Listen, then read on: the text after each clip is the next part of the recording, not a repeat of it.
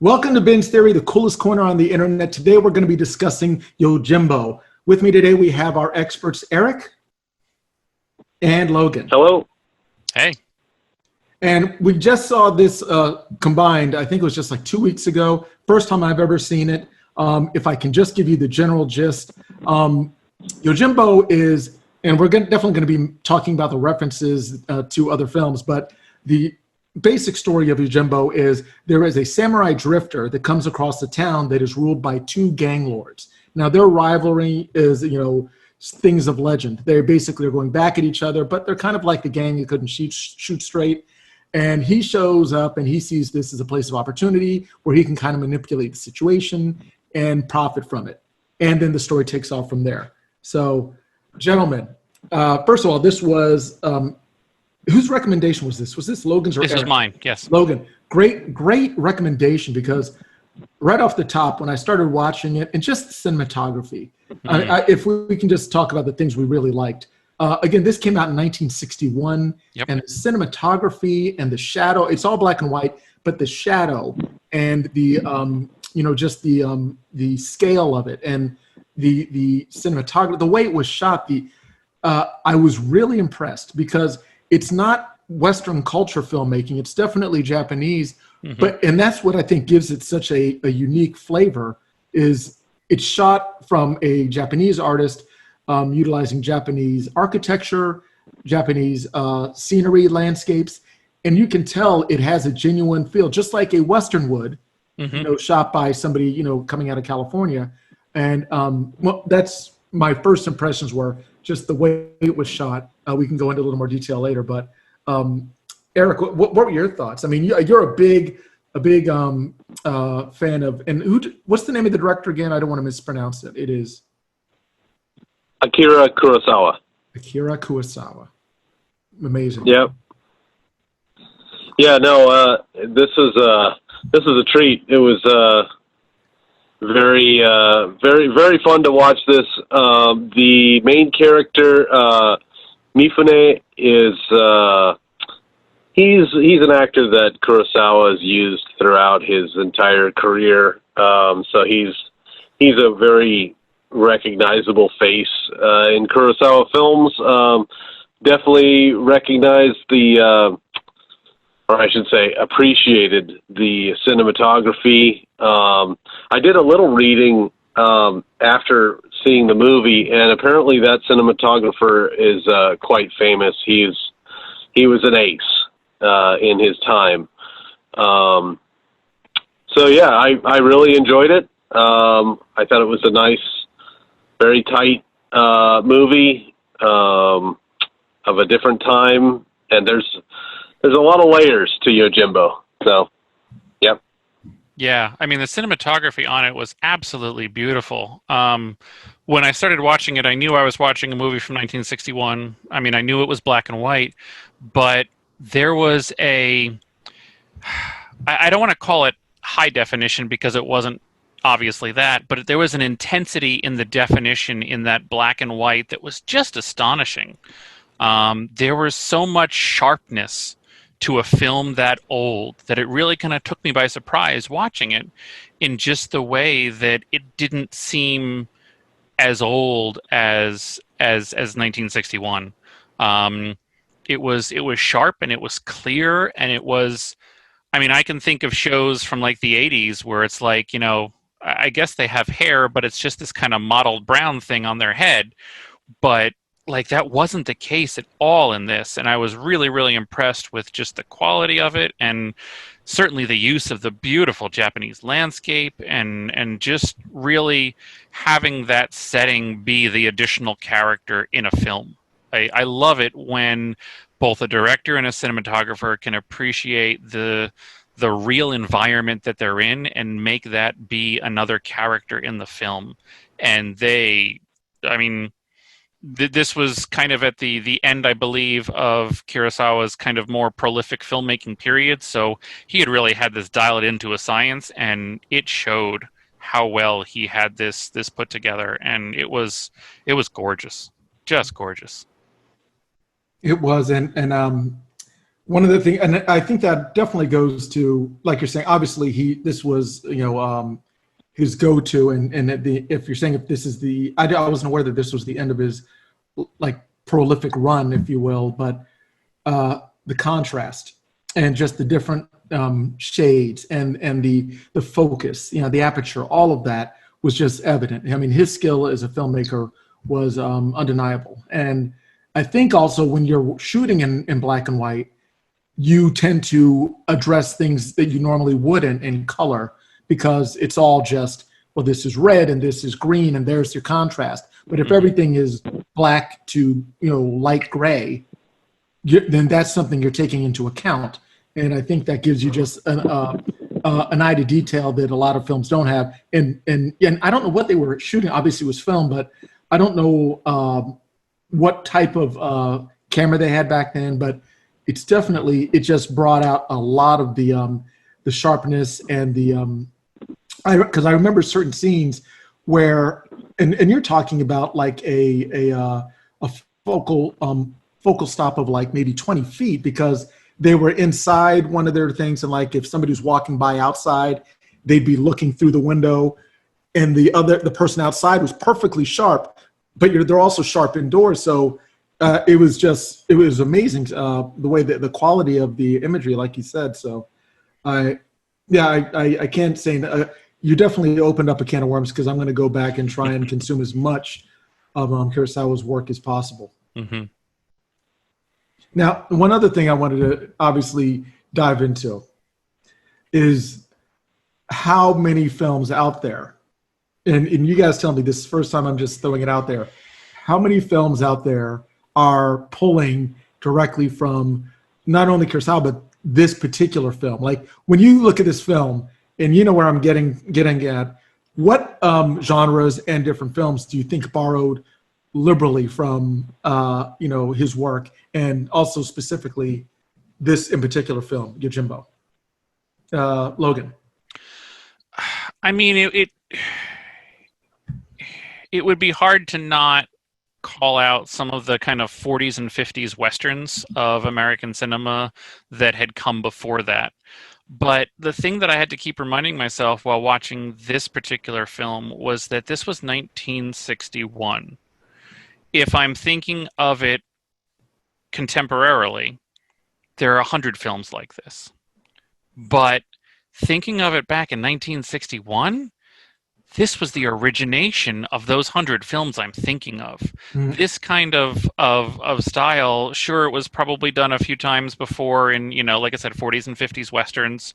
I know, I'm sure that influence had to play some part in this. But that kind of, altruistic rogue who goes in it by himself and, comes out a little bit battered but on top. I mean, that is... Did you see Solo? I mean, like, there have been so many films that still to this day use the same formula in different variations. I mean, it was a classic for many, many reasons. The different types of characters, the different, I'll call them stereotypes of characters. Some more prominent in Japanese film, some more prominent in American film, but variations on everyone. The cocky bad guy who just happens to have a weapon one up than everybody else. The laughable imbecile who's dangerous. I mean, these things are this is where they came from, and to kind of see that embryonic nature of them was really, really fascinating, in order to kind of piece together in my head all the films I've seen since then, and that this is the building block. These are the building blocks of where all of the films now that we're seeing those characters in came from. Absolutely. Eric, do you have any thoughts on that? Because So yeah, because I again, I could be completely off base here, but I thought that that Yojimbo was actually pulling some things from the spaghetti westerns. Do I have my time periods mixed up here?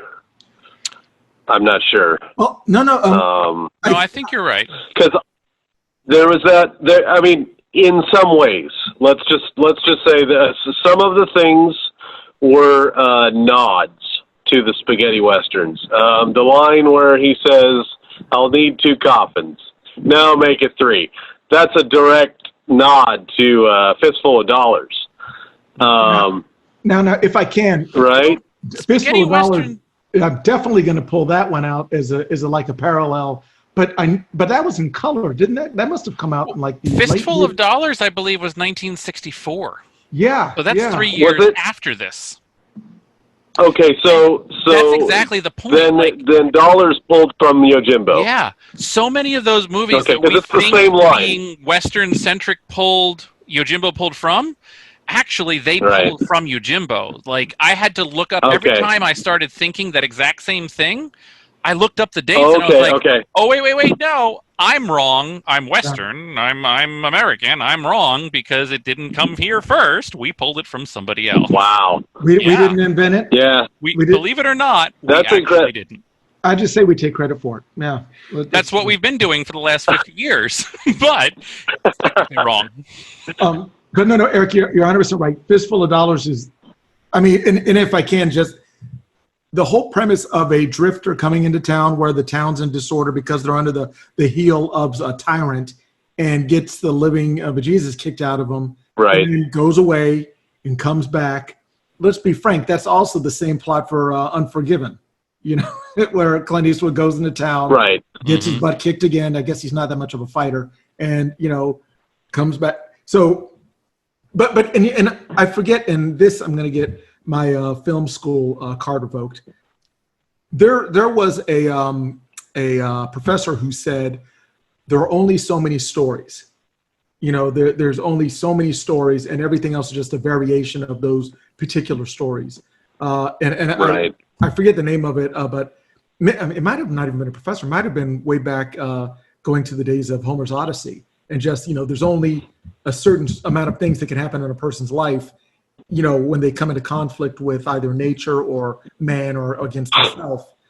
And yeah, this is kind of, that's why I think these stories work, is because it's always, and who doesn't like the romantic drifter coming in alone, self-assured, totally in control of his skills, and coming up against unformidable forces and still able to win the day.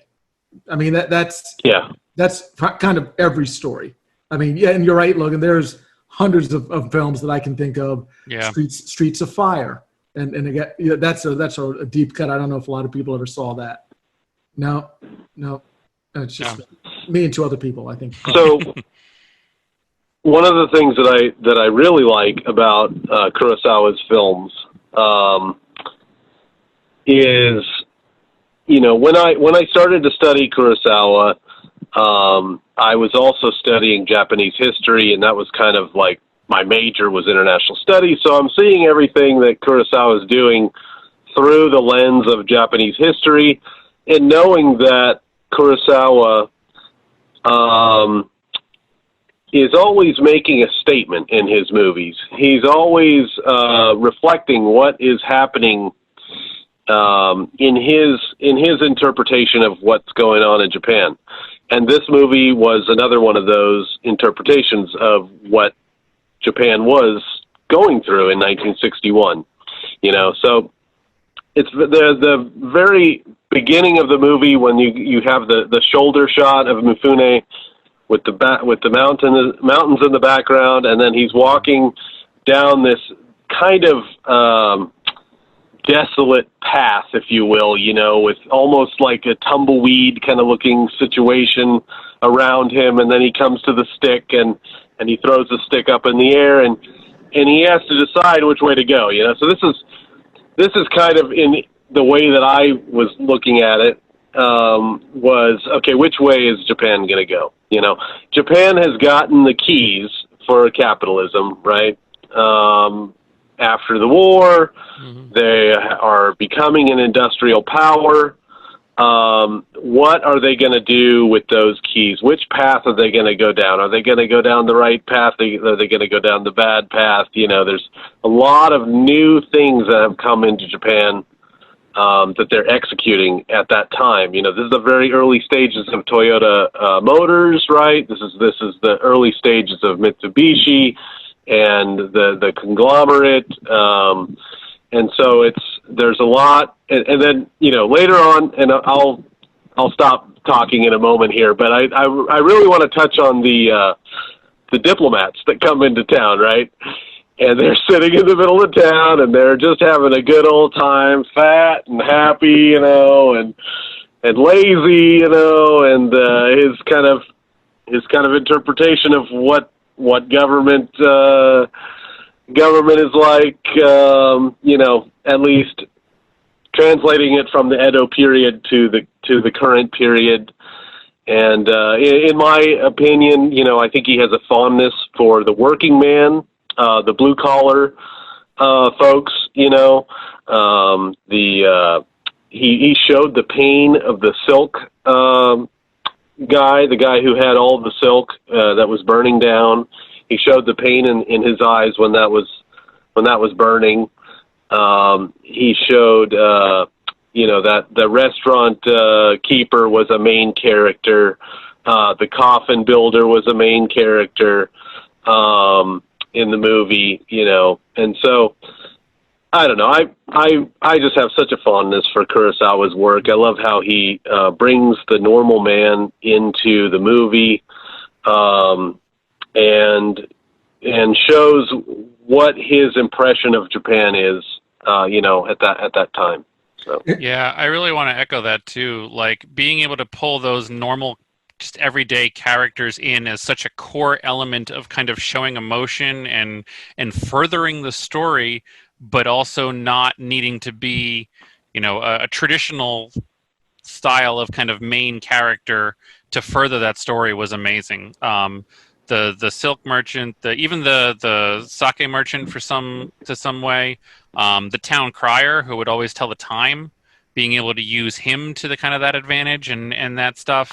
You know, just when the coffin builder even was, you know, how they saw the world around them as to when the coffin builder was in a time of, I'm building coffins and I'm rich, and you would think I would be rich, but I'm not right now because it's too crazy. Like, trying to find the kind of the balance of the normal man in the midst of all this chaos was just a brilliant aspect of really furthering the emotion, at least in me, watching it, of kind of understanding what the effects that that was happening, you know, at the time. Like, that was a really interesting and wonderful just usage of the everyday man to further the story. And I can't think of too many movies now that do that sort of thing, and that could just add such a layer of texture and richness to movies if more people were to copy that in some way. It would just be awesome. And thinking of all of just the character actors who can play that bit for 4 minutes, 5 minutes on a screen and practically steal the show. I mean, it just the opportunities are endless for really just taking those ideas that he had and enriching modern cinema. And right, I couldn't agree with you more. I think that today, and I don't want to call it sloppy writing, but let's just say more two-dimensional writing, where it's almost like a video game. You know, the lead character goes in, has a conversation with the shopkeep, you know, and then he goes on his way. But you're man down. But yeah, in this one, you actually see where they fit into society and how. That's a perfect example with the coffin maker, where at first in a two-dimensional role, you'd be like, oh, great, you got lots of bodies, you got all the money. End of your story. Goes, no, you don't understand the logistics of it. when everybody's dead, nobody's paying for coffins. Yeah. It's a bloodbath, Yeah. And to just even bother to make that a point.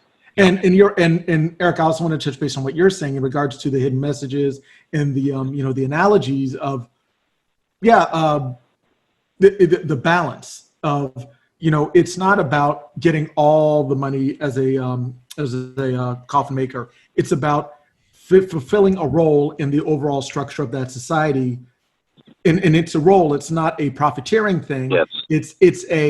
This is my part to help in society so it functions. Mm-hmm. And that's the harmony in it.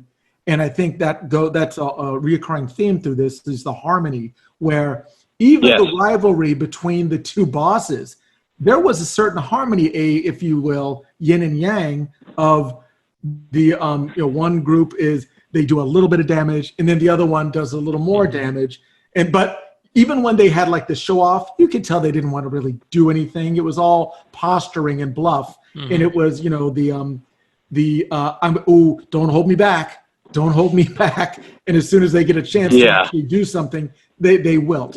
And and last thing I wanted to mention is I'm interested in your perspective of the comparison to throwing the stick where there's a fork in the road and that being symbolic of where they wanted their society to go. I didn't see that, and that's enlightening. I did not perceive it. I thought it was more just this guy has no aim, and he just did not care. Now, again, I could have missed the point. It may have been deliberate, but I like that you brought that up because that could be, something that they were communicating that I just missed at first glance. Because when I saw it, been flipping a coin saying left or right. I don't care because I have no destination. I'm just along for the ride. Right. Exactly. I mean, I saw it more of a leaving it up to fate sort of thing, and that he didn't actually care where it was going, but it was just let the fates guide me kind of a thing. Again, not knowing any of the history of Japan at that time.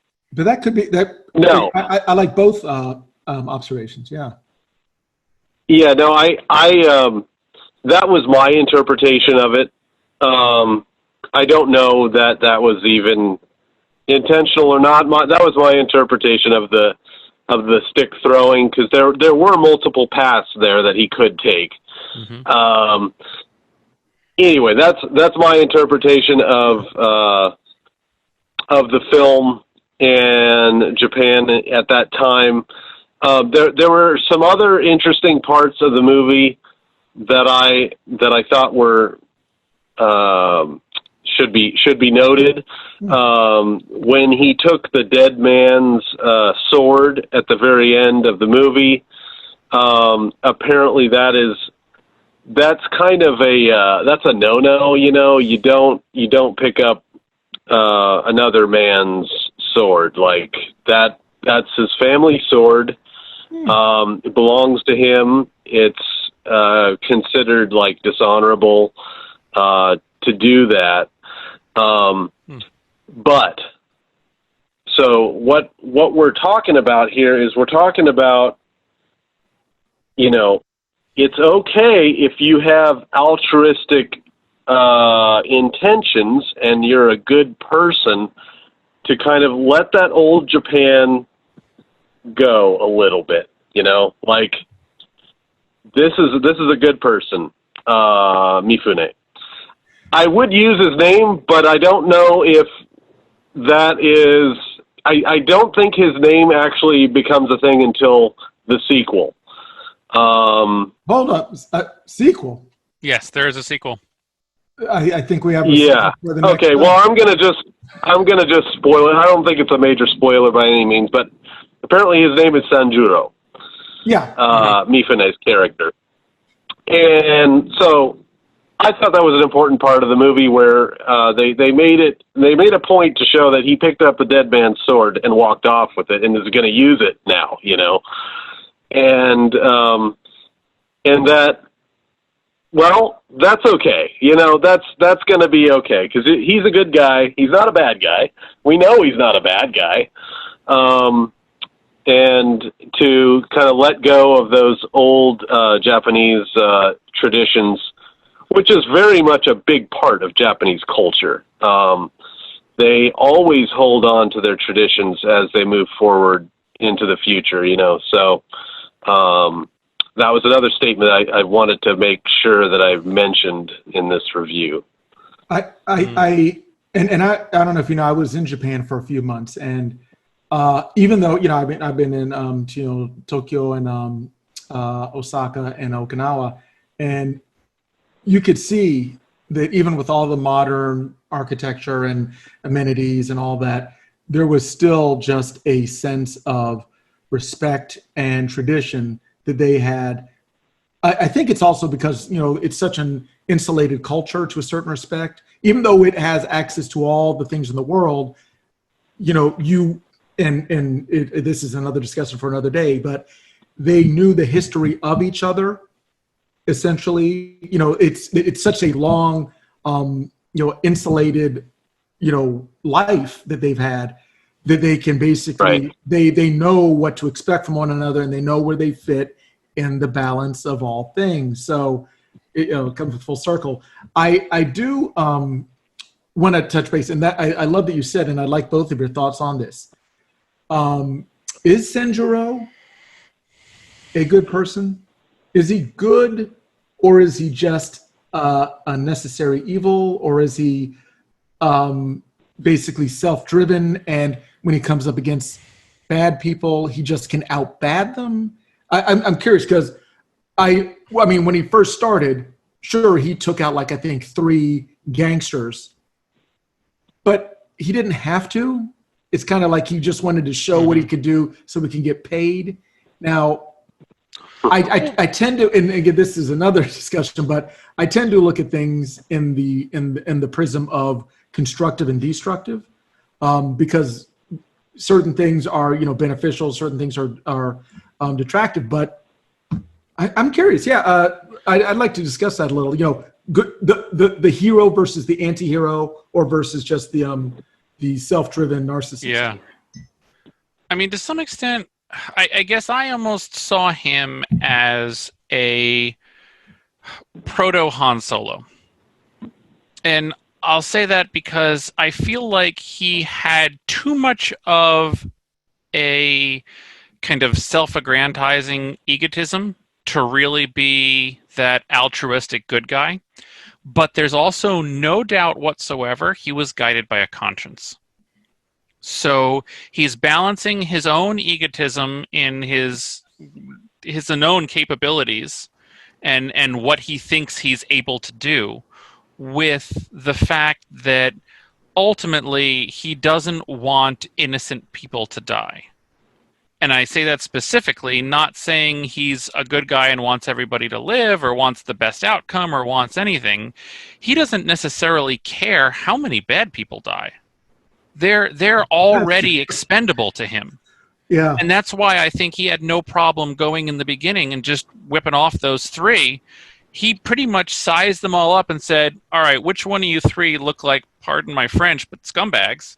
Yeah. And I'm just going to take you 3 out because really you don't matter to society. And this is all to serve my purpose of saving the casket maker, saving the restaurant owner, saving the people who are hiding, who can't even see what's going on. He's already evaluated them as insignificant to the functional, city or functional village, and is just like, all right, you're all expendable, and how can I make your deaths serve the outcome that I want to happen, which is to rid the town of the people who are actually worse in controlling you. So I don't see him as a good guy or as a bad guy. He's very much this rogue with a conscience and an ego. And as you saw, the ego got him pretty severely beat up by the end of it, almost to the point where he couldn't accomplish his goal and couldn't do what he wanted to set out to do. But in the end, he was crawling under pathways and through buildings and hiding in barrels, and that's fistful of dollars. Exactly. Which again, I think 3 years after that. Yeah. But even before he was fully healed, before he had his weapon back, the guy who he knew was an actual good guy, the store owner, was in trouble. And even if it cost him his life, he was going back to set this right. And he picked up a sword whatever way he had to, and he held his breath through whatever pain he had to, and he went back to do what his conscience dictated he needed to do. And that's the character that Sanjuro was. Neither good nor bad, a rogue with an ego and a conscience, and he had to balance that in only the way that satisfied him. And that's the key. If it didn't satisfy the audience, if it didn't satisfy the townspeople, if it didn't satisfy everything everybody else wanted, it's irrelevant. He needed to balance his ego with his conscience. And if he was satisfied, he could walk away out of that town happy as a clam. You know what's funny is, and this is going to be some deep cinema nerd stuff here. I think I just finally realized in Pulp Fiction what Jules was talking about when he said he was just going to roam the earth. And he had a speech with, what's his name? I forget the guy in the diner who was robbing it. And he did his speech and he said, the rights of the path of the righteous man is beset on all sides with the inequities of evil men, yada, yada, yada. But he said, I thought about that. And what it means is I'm the shepherd, or one of the things it could mean is that I'm the shepherd. And my job is to essentially protect people. I'm slaughtering the definition, but do you think that Sanjuro's self-defined role was not so much of morality? Let me put it this way. It wasn't so much of confining to society's approval. Right. But it was essentially fulfilling a role because, again, he was a Ronin from what I can essentially see. He probably used to have a code, used to have a path. And again, going back to the path, and that was all taken away for some reason. And maybe they say it in the second episode, but without a path, all you have is your personal code. So he had no allegiance, no master to serve. Right. So when he found a situation in which he could utilize his skills, he became the shepherd. And he had no problem. He probably killed thousands of men in his time. He had no qualms about who he was killing. That wasn't really a thing for him. It was more of killing in service of something. And being a shepherd is probably the best way to do that, because even if you're not really in love with the people that you're protecting, that's at least your role. And that's something that you can fulfill and be of use, because it looked like he was pretty much without use, just wandering aimlessly going from one meal to the other. And I want to just pull out some movie references that directly pull from.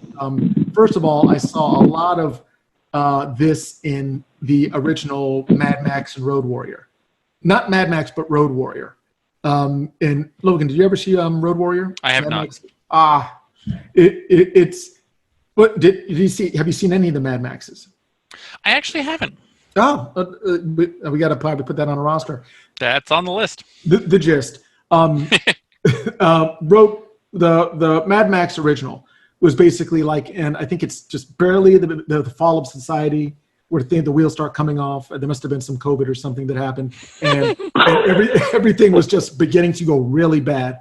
But there was still law, but it was just barely hanging on. And then there was a bomb, and then in the sequel, it was post-apocalyptic. There had literally been some sort of a nuclear, event, and it shows him like 5 years down the road, no path, just wandering aimlessly through the desert. And it was all about just getting gas. That was his thing. And, he came into situations in which he could help people by using his skills. And that's the exact same thing he did in Thunderdome. Just wandering. And Eric, you've seen both of those, right? The Mad Maxes, all of those? The recent ones? No. The first three. Any of them. I've seen the first one, and then I saw the ones with, I guess it was just the one with Tom Hardy. Oh, yeah. Well, we're definitely going to have to add that to the growing list of quarantine cinema that we need to digest. Long story short, that character, Max Rockatansky, was essentially a samurai, but his skill set was just driving cars and having a quick skill set. And he would just loan them out to the situation at hand. So if there was a group of people that were being bullied by another group of people, he found himself always defending. And he didn't really care who he killed. It didn't really matter. But that was one situation. And I also, we were talking about, Eric, you were talking about Fistful of Dollars.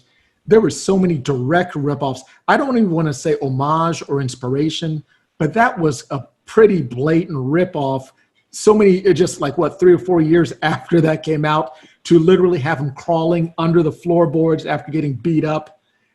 That was a little too on the nose. I think it was just America saying, yeah, we invented that. We're gonna, but again, it's, it's, I guess I would have appreciated it if they acknowledged that this was the source. But again, everybody borrows, the art is not, solely to the creator. It's part of a larger discussion. So, and I liked it. I liked it when I watched Fistful of Dollars, because I saw Fistful of Dollars. Never saw Yojimbo until just recently. So it's great seeing the genesis of that. And Logan, you're 100% right. This is very Han Solo-ish. The rogue with his own code, but he finds himself in situations where he has to defend the good against the bad, or the weak against the strong. I think is probably a better analogy, because it's not like he's, and again, I don't think he was altruistic. I think he was basically, he doesn't like people being victimized. And I think even though he was trying to make money off of it, he was probably always going to lean to one side. Whoever was getting bullied, that's kind of his go-to. He wants to stay out of it. He just wants to get paid and leave, but he finds himself doing the right thing by default, almost to his own chagrin. Well, yeah, I'm not going to disagree with you on that. I think, always with film, you bring your own history into the theater with you, and you sit down and you watch a movie. And for me, I saw a lot of basically a situation where the crime lords, had basically taken over this town, and they're battling with each other, and and the bodyguard Yojimbo comes in, and he represents a prior sense of order, right, from the old system. He was a samurai, or his parents, if you will, were samurais. They were respected people, in the country. And now, that town has had some problems. Things are not all well at that time in Japan. There are definitely some problems if a town is being fought over by crime lords. So I guess what I'm driving at is that, this new system that is coming into Japan. Again, I'm going to go back to the newfound capitalism, and these new ways of thinking, and perhaps elements of dishonor, with as exhibited in the very beginning of the movie, where the peasant was kind of looking to get away from his farmer father, and he wanted to go get some really nice clothes, and he wanted to get some fancy accessories or whatever he was interested in doing. And so that, the contrast between the old Japan, the moralistic old Japan that was essentially defeated, in World War II, basically, that was eliminated. Mm-hmm. And then this new thing, which is capitalism, coming into Japan, and what path are we going to take with this new thing that we have in our country right now? So that was the lens that I was watching the movie through. but I could definitely appreciate the movie as just pure entertainment. It was fantastic. So yeah, I just wanted to share that too. No. And again, I love that you come with that perspective and that history, because again, that brings so much more to the forefront than just a movie. It has the history and again, obviously I'm looking at it more just on cinematic and story based, but the overall history and the hidden messages behind it.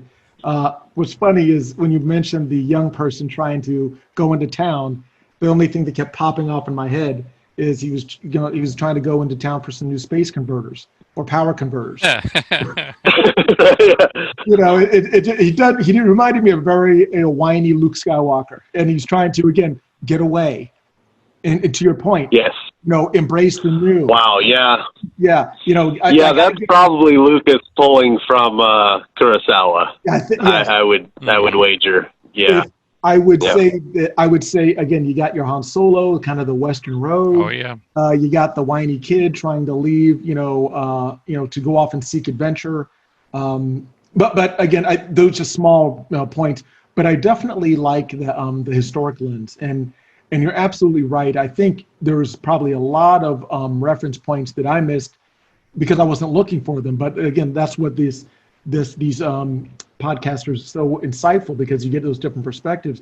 I can definitely now see the the two mobsters in my mind, at least, portraying the politics and the overall a breakdown of moral fiber, right? Exactly. It's more along the lines of just the greed and the self-interest and the pulling apart at the true traditional fabric and the harmony and the fidelity of a town that was functioning very well. Everybody had their place. They were all cogs in their own little machine. And then you have this overwhelming force trying to tear it apart and just rip everything away from it, like so many other powers have done throughout history. It's just, and here's a person standing up against that, saying, and to use what was it, 1960s protest speech, you have to throw yourself on the wheels, and you have to stop the machines from trying to just ruin everything and run amok. So I do see that now. The reference to essentially holding on to a moral code in a immoral time. And of course I got to make reference. I don't know if either of you, Logan, I think you probably have. Eric, did you ever see the Mandalorian series, the first season? Yes. Oh, okay, great. So we got a point of reference. Thoughts? Does that have any similar? Oh my gosh, I loved it because I love westerns, you know.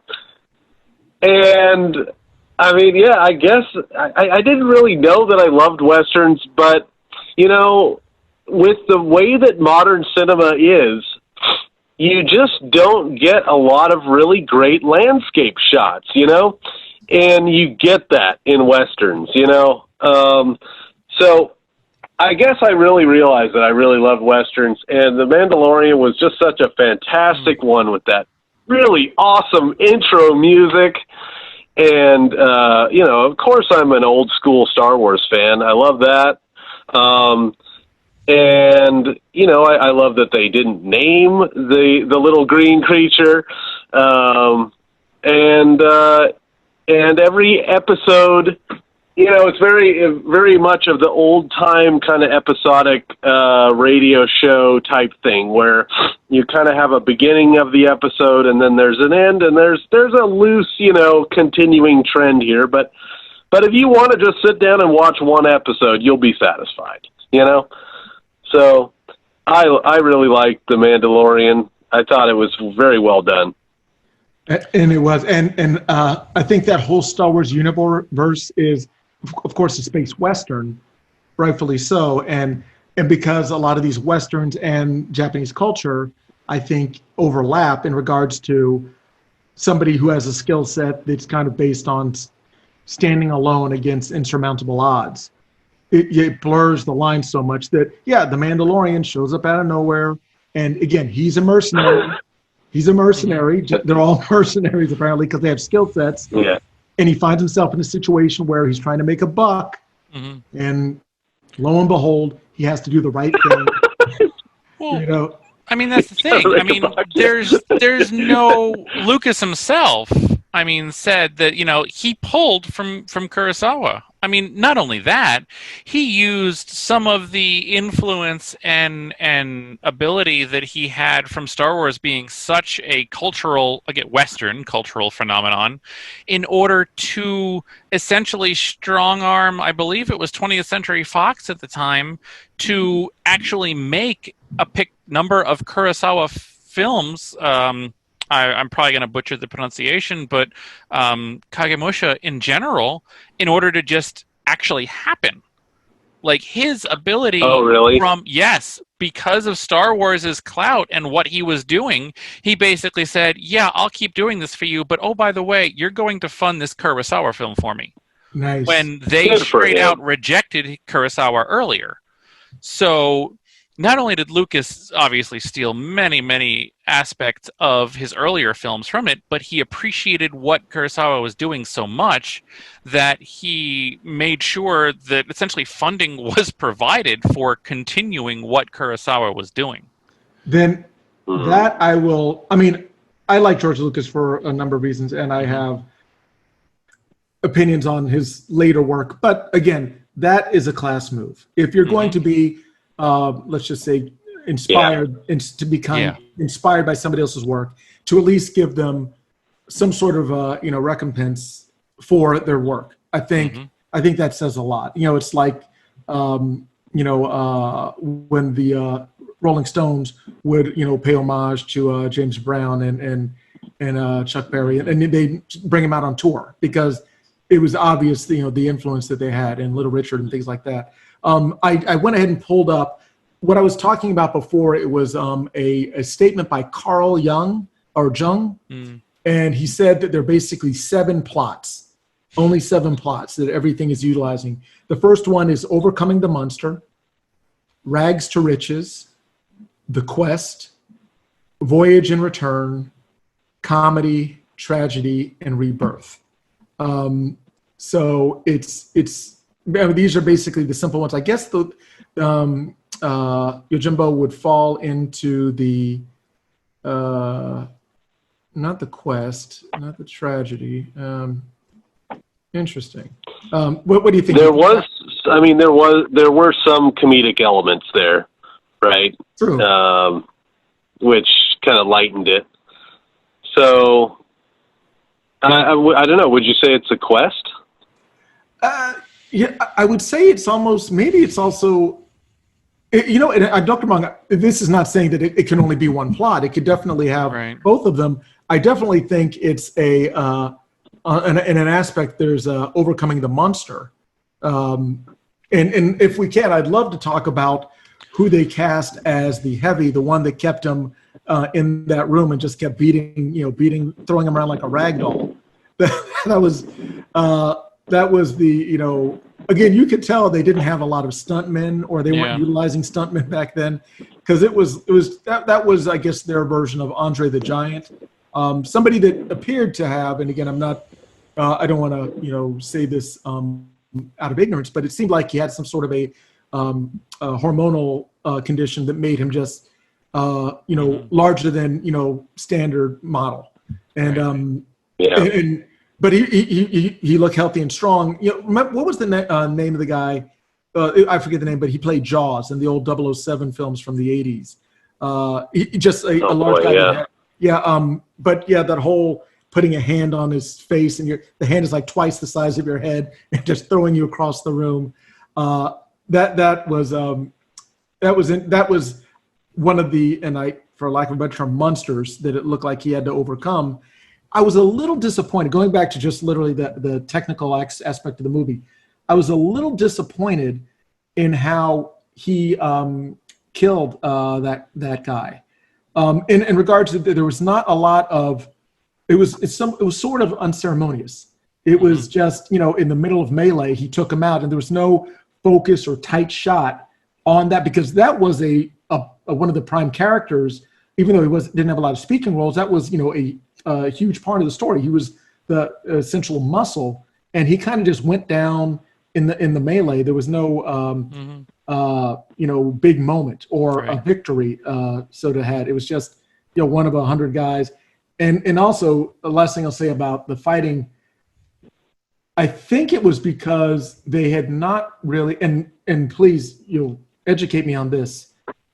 The art of martial arts in cinema, I don't know when it really took on a ballet type of a look.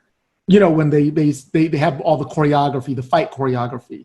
Because this, even though it was, again, 1961, very, and it looked somewhat accurate. I don't know if that actor actually had martial arts training.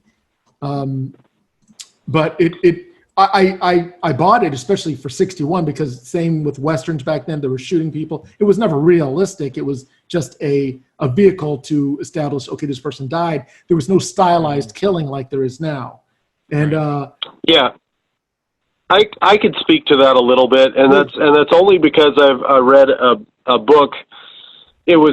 It's an old textbook that I have back from my days at UC Irvine. It's a Kurosawa textbook, and it has some, they talk about the movie a little bit.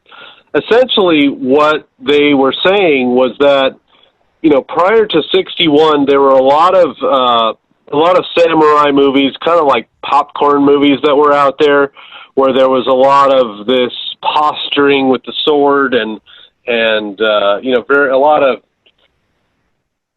kind of almost corny action kind of stuff, And Kurosawa didn't want to do that. He wanted it to be realistic and not this kind of drawn out dancing kind of thing, theatrical. And that's what he did, And he also the shot where he kills the son and the blood is spilling out onto the ground there. That was apparently kind of a groundbreaking event as well, because in the past, when they were doing all these the kind of the posturing with the samurais and the dancing moves and stuff, there was no blood. Like, they would slice people up and there's no blood anywhere.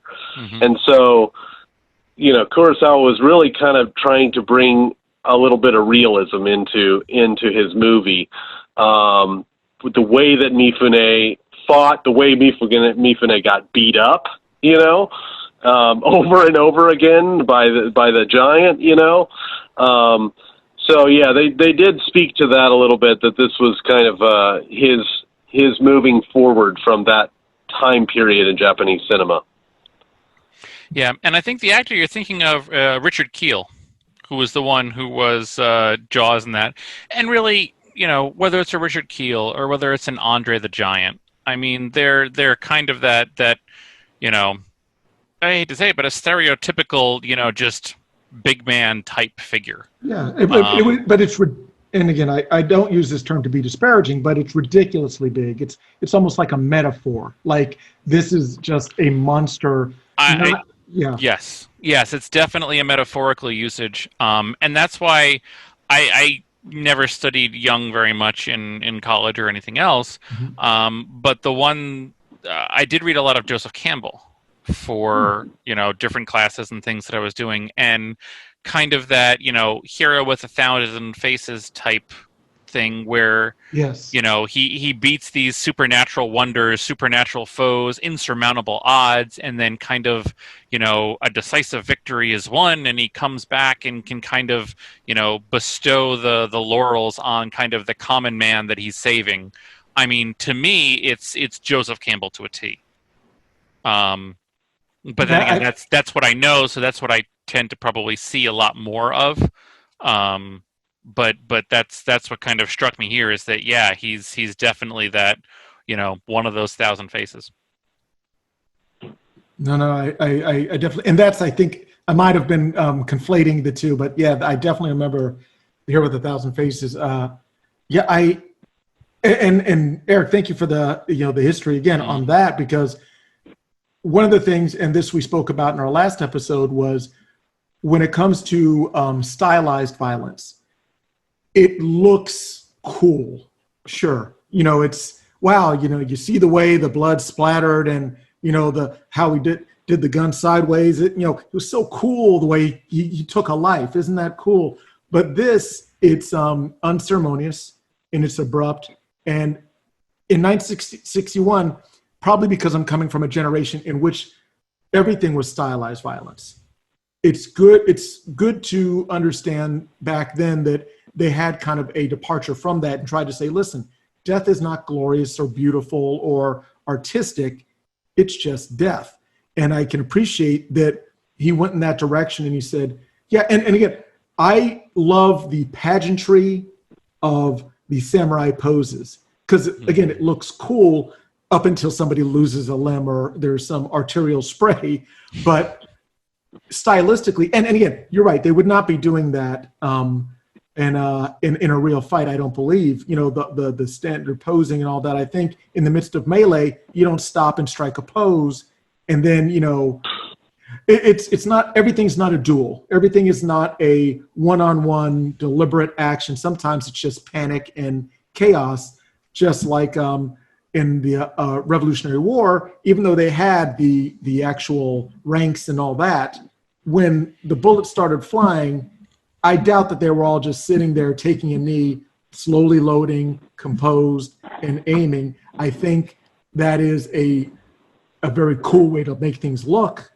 But I think at the end of the day, come on, we have the most technology of anyone, in the history of man, and we're still running like chickens where the head cuts off when the situation goes sideways. So I think that it looks cool, but it's not. It's a departure from reality, and I think this actually tries to reel that back in and say, yeah, look, people are dying, it's horrific, but we're not going to focus on the death.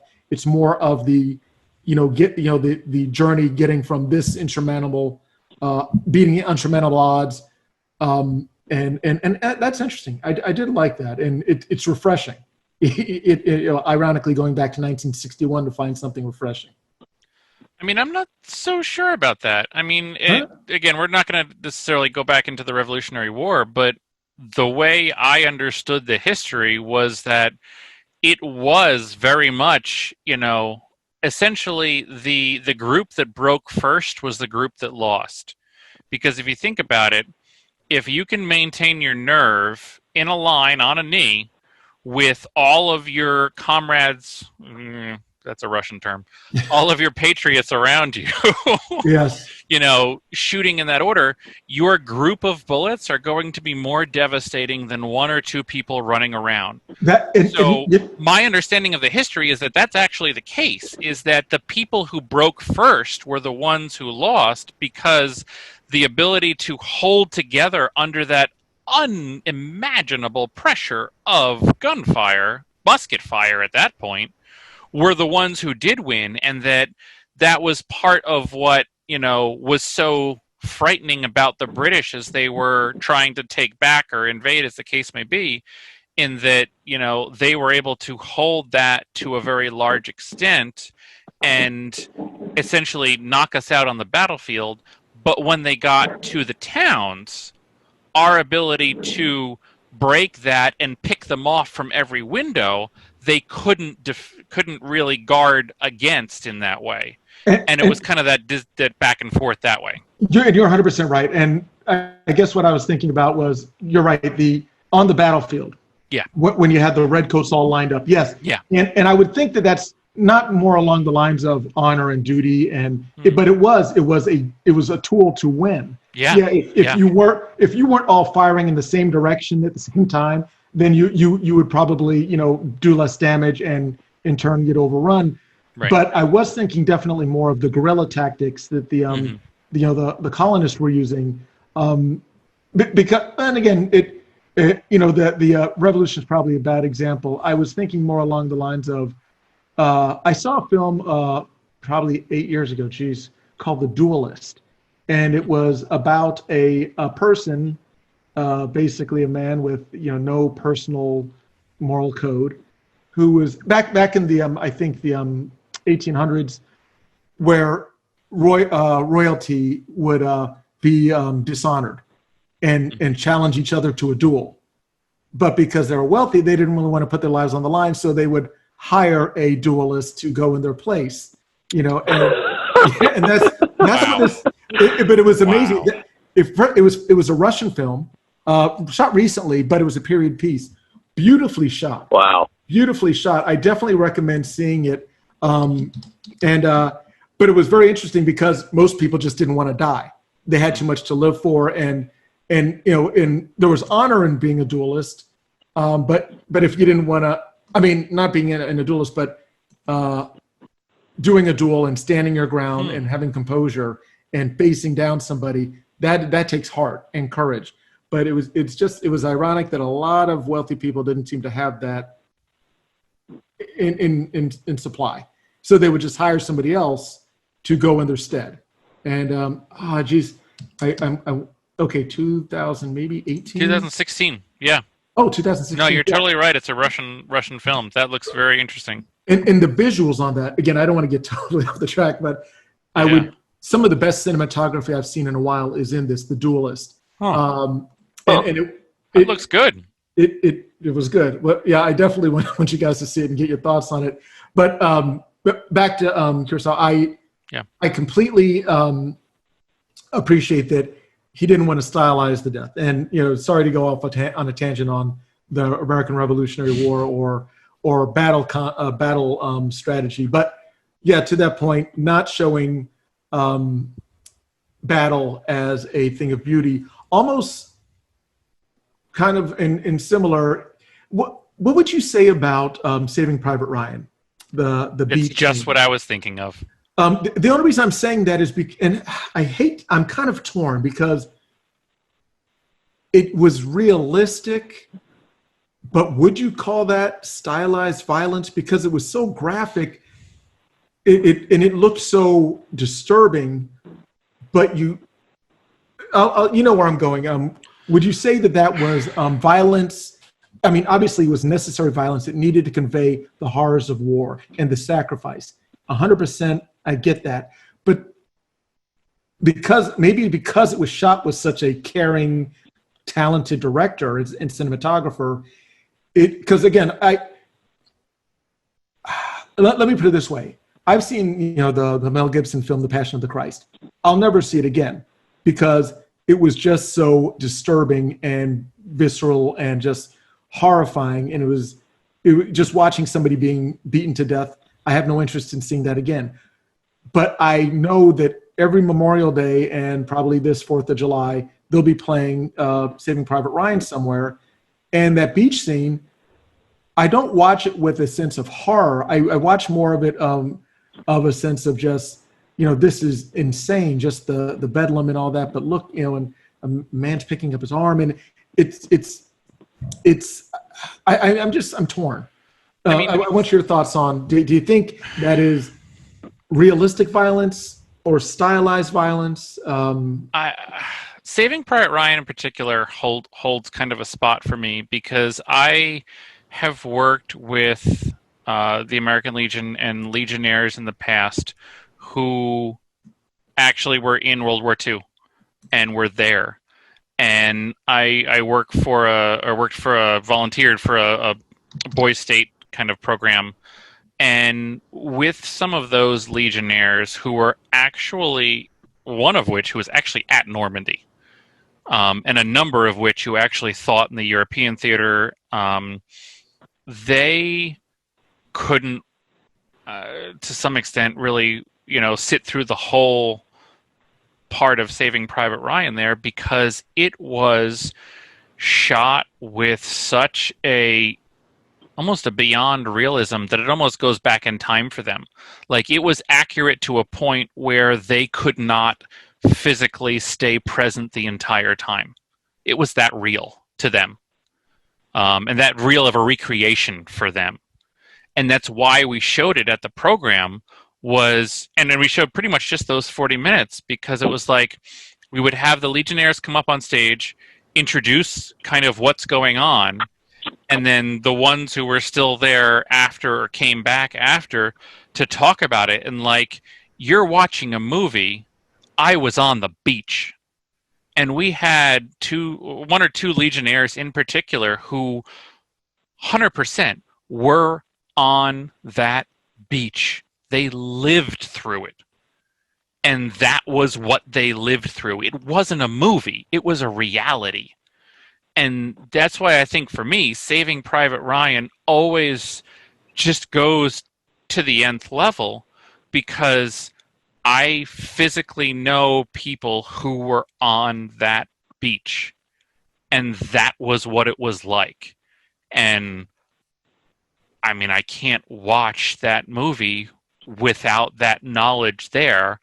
And to some extent, I don't know that I could fully sit through that whole scene, because I know it's real, and that, quite frankly, I didn't join the military. That scares the out of me. Right. No, that's real. And So I've heard that. I've definitely heard that veterans that have been there on the beach say that this is probably one of the most real depictions of war they've ever seen. Yeah. And I can't compare or have any comparison in my mind. I would say as a film viewer, only as a film viewer, that has, again, no real point of reference, right? Which makes it sound all the less important. And ironically, the only other war movie that I saw that, and war movie is not even a real term, it was Schindler's List. The violence that I saw in Schindler's List kind of, and again, I don't know, and again, this is a departure from what we were talking about earlier, but the maybe it was the tone, and because on Saving Private Ryan there was a drive, there was a goal, and at first it was chaos, but you actually saw a definitive target. The machine gun nest. You were trying to get off the beach, and then you could get safe. If all you have to do is survive this little moment, and you could at least live. Yeah. But Schindler's List was such a horror show. The violence and the death scenes seemed so hopeless and just systematic and soul crushing. I think that, and also because there was no fighting back. It was literally just the extermination of a people, and it was it showed the lack of humanity. It wasn't a fight. It was, and maybe that's what it was. One was a fight, and it had that momentum of a fight, essentially, and the other one was more of just a series of horrible murders. And I'm sorry, I didn't mean to go down that path, but excellent point, Logan, and absolutely. I'm sorry, Eric, you're about to say something? Well, yeah, I feel like I just want to mention something, because we have to remember that the people who would be sitting in the theater watching Yojimbo at this time had gone through, a lot of them had gone through some very tragic, disturbing events, if you will, and I don't know that they would want to see graphic violence on the screen, especially anything that would bring back the terrors of war, World War II, and I mean, not to mention the poverty. I mean, obviously we saw some of the poverty in Yojimbo. But yeah, I'm just trying to connect what you guys are talking about with Yojimbo and, the person who would be sitting in that audience watching it, and just to think if I was Kurosawa, I wouldn't want to bring a lot of realistic violence. And I also wouldn't want to just make it like it's unimportant either, right? So that's kind of, to me, that was kind of the line that Kurosawa followed, He showed when it was necessary, absolutely necessary, then you do it, do it right, and you be done with it, and don't sensationalize it. And so that's kind of how I approach. I would throw my cents of the hat on that one. I think that's an absolutely great point. I mean, you got to figure that's what, 15, 16 years past from kind of World War II. Like, that's too close. I mean, hell, I can't go through and sit through a 9/11 movie of any kind. I was there. I was at Ground Zero. I mean, I can't do it yet. It's still too soon. And I can't imagine the horrors of a world war as to, is that ever, late enough to go ahead and watch? I mean, I think that's just an absolutely really, really good point there.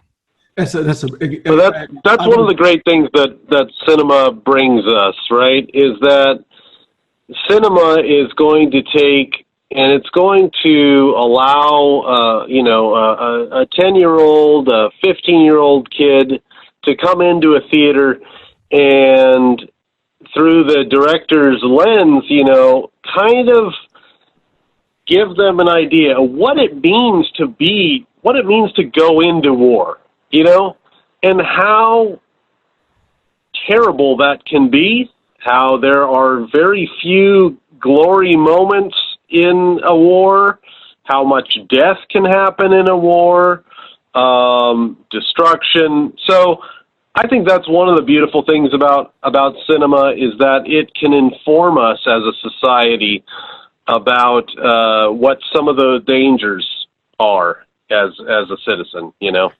I think you hit the nail on the head, both of you. And again, Eric, thank you for that excellent point in regards to, again, context. That's everything. And that cinema is usually a product of its time. So you're absolutely right. If people are still reeling from seeing some of the most horrific images ever in real time, they don't want to have it broadcast back on the screen. Who wants to sign up for that? You go to a cinema to escape or to learn, and you don't want to have to relive horrific moments like that. And I do see down the line where a Saving Private Ryan, even though there are obviously veterans that are still alive that survived that, but you are informing a new generation of the horrors of that event. And to your point, Logan, obviously there's been a few films on 9/11. I don't think they've been done particularly well. No. And I think they are probably, I don't want to say money grabs, but I think down the line, in several, maybe a decade or more, there will be maybe a resurgence of informative movies that may address that or other horrific moments in history. Obviously, there were, films like 12 Years a Slave, and when the miniseries Roots came out, those were informative, and it changed people's perspective, which sometimes you have to do because nobody reads. So you have to literally say, hey, look at these images, now feel something. Now remember this. Because I would definitely say that our society is a story-driven learning society. We don't learn by studying and saying, oh, okay, this is what this person says. This is what this person says. Now I draw my own conclusions. It's more along the lines of, yeah, I remember this story, and this is what happened, and I get a moral. I get, don't do this because this is bad. It's kind of like the learning through reenactment. And you're totally right, and I think that's exactly the right accuracy. And if you look at films from the 50s and the 60s on, I mean, hell, even for my kids growing up, a slight departure from Yojimbo, but if you're looking at the, original kind of Adventures of Superman or Super Friends back in the 50s and 60s, those will, they'll be the kind of things where they'll show the gun, they'll show the sword, but they don't show the gruesome death. It was still too close to a world war where you saw that stuff for real. And then you have the 70s and the 80s and the 90s, and now you're getting into Saving Private Ryan, where so many generations haven't seen this stuff. They haven't been affected in the way that you kind of need to be so you don't repeat this kind of garbage. And they show this, and you see now a departure of being able to see the gun or see the sword, but you see the gore and you see the death. And just watching that transformation in film from the 50s till now is just an interesting take on, what's going on in cinema, what the kind of point they're trying to emphasize is. And topic for probably a whole nother podcast, but just incredible that way. And you're absolutely right. And again, guys, to sum up, first of all, these are all excellent points, and you're right. This is a whole nother conversation. I want to get final thoughts on Yojimbo, and I'll just go first because I think that, first of all, I'm definitely within probably the next 24 or 48 hours going to check out the sequel and get thoughts on that as well. I appreciate so many of the foreign films that I see. I appreciate not only that they are looking at things from a different vantage point, but a different culture and expressing that culture in a way that does not seem like a copy of that culture. It seems genuine. I don't, and again, I'm not belittling it, but The Last Samurai with Tom Cruise, I did not feel I was learning anything about Japanese culture when I saw that. So this I actually appreciate, because even though it is a microcosm of a much larger history, I appreciate it based on that, because it adds to my overall palette of reference points and understanding certain things about the culture. And the story is just good. And it's one of those stories that's, it's laid out before you. But thanks to Eric and his understanding of the history and just the study of Kurosawa's work, you get to see some of the underlying messages that give it so much more gravitas than it would normally have. And I'm such a fan of this, and I'm going to consume with a voracious, speed as much of these types of films as I can. So you've made a fan out of me. I will hand it off to you, Eric. So obviously Kurosawa is a soft spot for me. He's one of my favorite directors. As someone who will pay full admission for prime cinematography, Kurosawa is a very good gateway drug for me. Gets me right in and seated and appreciating every moment, and everything else is just gravy. So he is a wonderful storyteller. As Logan mentioned, he was in the prime of his career at this time with Yojimbo. So the shots that were set up were beautiful.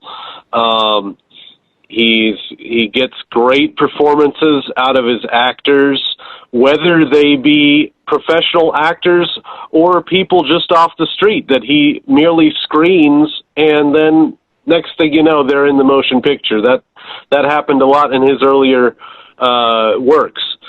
So he provides a very rich experience for myself, and I hope that other people will enjoy Kurosawa films, because so many directors have been inspired by him as one of the forefathers of modern cinema. And I think it's just, not only is it going to help your appreciation of cinema, but it's also going to help you appreciate other directors who have appreciated Kurosawa. I think I'll just leave it at that. Well said. Yeah, I just absolutely love this, and trying to find all the bright sides of quarantine and all the rest of the chaos we're going through in the world in 2020. Going back and actually having the time and desire, in a way, to want to watch some of the great masters and all those movies that are on your bucket list, and it's like, I'd love to watch this old movie, but there's this new Avengers in the theater. There's nothing in the theaters because the theaters ain't open. So to be able to knock these off your list now is fantastic. So I enjoyed this one immensely. I absolutely want to look at the sequel next. The rest of his library and the movies that he's made are certainly on my list. And not only to go ahead and see what else is out there of a history that is worth it. I'm probably one of the last or so of a generation where the first TV I had that was actually in mine and my brother's bedroom at the time was a black and white TV. We had to pull the knob to turn it on, and the physical clicks to turn the channels, and you know, we would watch the TV in black and white. So I had that affinity for kind of those I don't know, the nostalgia that brings up for me, and to be able to see kind of more in that time, especially done with just the gorgeous cinematography that he did it in. Um, yeah, I'm looking forward to what I get to watch next. Yeah, absolutely. I was going to throw in an okay boomer, but it's but I had the exact same TV, and you got to turn, but if you turn it too fast too many times, you literally wear down the grooves in the dial of the. So yeah, that's first world problems. Yeah, my black and white TV with the stripped gears on my channel changer. But guys, yeah, again, these, and to your point, Logan, being able to go back and just appreciate the classics that have come before, it's so fulfilling now because you don't have all the noise coming in from all the different theaters and all these films that are big budget, but let's be frank, they're popcorn films, but you still want to see them because they're events. Since there are no more events, we get to go back and focus on just the craft and the art. Can build the foundation. Exactly. We're going to museums and we're just literally looking at works of art. Yes. And then discussing them. And that's why I appreciate both of you so much for being on this podcast and look forward to discussing the next one. I have some ideas in mind because I think it's my turn up at bat. It is. I have a library of subjects, but I want to keep it on the level of the Kurosawas and the Lawrence of Arabia that we've done so far in our last episode. So let me get back to you, and I want to thank everybody else for tuning in on this podcast. Obviously, we're a big fan of films, and the fact that you're here means you're probably a big fan of film, and we're looking forward to discussing everything we can during this whole quarantine timeline and beyond, because I think having insights like the ones that Eric and Logan provide are key to really enjoying the craft, understanding the history, the impact, the social relevance. And again, I always have a blast doing these, and I know there's a lot of channels out there. Everybody's got a YouTube channel. This is the best one, but everybody else has one too. So since you made it here, you've chosen wisely, and I want to thank you so much for that. Remember, there's a lot of stuff out there, so if it's worthwhile, it's worth binging.